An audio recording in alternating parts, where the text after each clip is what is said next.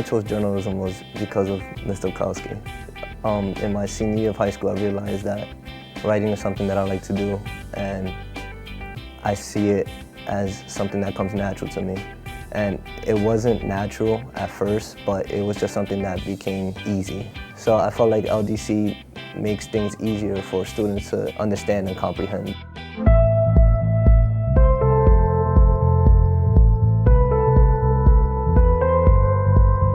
So in the past, it was thought that English teachers were solely responsible for teaching reading and writing, but with the new Common Core, the expectation is that all content areas teach reading and writing, and that's in order to prepare our students for college.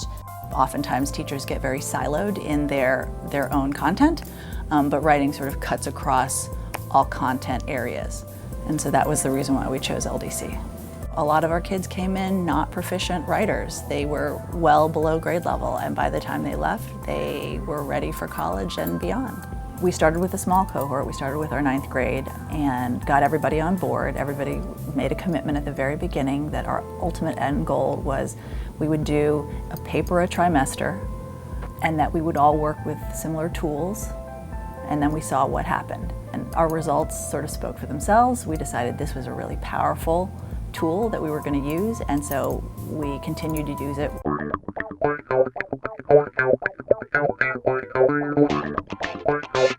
What I like about LDC is how it breaks down each and every single aspect of writing. So it doesn't just focus on one area, it focuses on all the areas. There was like a template, there was a layout, there was a guideline for us to follow.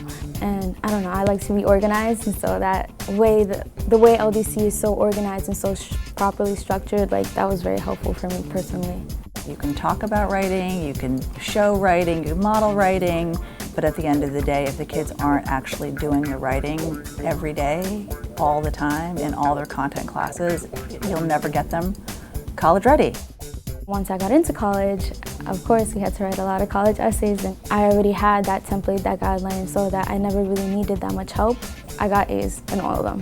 Like, my professor was the one that came to me and she was like, "Where did you go to school?" And I was like, "Oh, well, I went to a charter school in the Bronx." And she was really surprised because there's a stigma against the Bronx that if you come out of there, it's not that great, but I proved that wrong. I just understood that we really needed some sort of unifying professional development strategy, and writing was an area that students really needed to focus on in order to be college ready. I feel like LDC is like a blueprint to everything because writing is everywhere, reading is everywhere. So in every course you take, you're always going to have a piece of writing in front of you that you need to be able to read and comprehend. Students usually think that whatever they're doing in your class is limited to that classroom, and once you make them aware that you're communicating with other teachers and teachers are letting you know how they're doing in other classes, it's something that kind of throws them off. They're like, whoa, how do you know what I'm writing in English? And then it throws them off even more when you tell them, well, what you're doing in science sort of connects to what we're doing in social studies. So I think it's very important for teachers to maintain open communication so that we can help them reach the next level. And LDC provides this. We used LDC across social studies, English, science, and math the first year. We set up a calendar so that every 2 weeks, different departments would implement an LDC task so that students wouldn't be too overwhelmed with that type of intensive writing.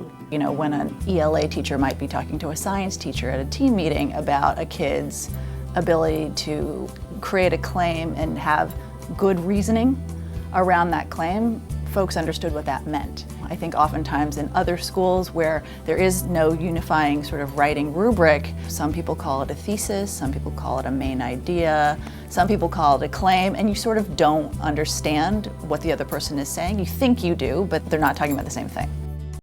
Our first cohort of children, we had, I believe, about a 90% graduation rate, and about 90% went to college as well.